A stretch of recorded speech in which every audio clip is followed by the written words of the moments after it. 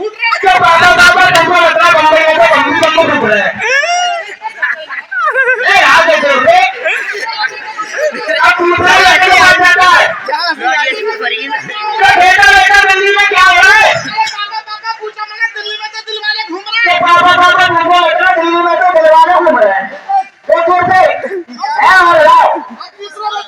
अब तीसरे बेटे के पास जाता है नौजलपुर वाले के पास नौजलपुर में क्या हो रहा है? तो बेटा बेटा नौजलपुर में क्या हो रहा है पापा पूछा मैंने खेल वाले के पास एक चूतिया माची सिखा रहा है। तो पापा पापा पूछा मत रहा खेल वालों के पास चूतिया हाथ से आ रहा है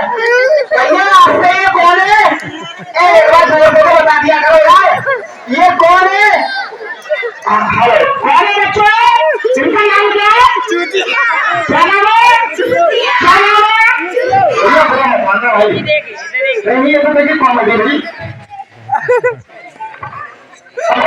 और एक गाना होगा नमक का भी होगा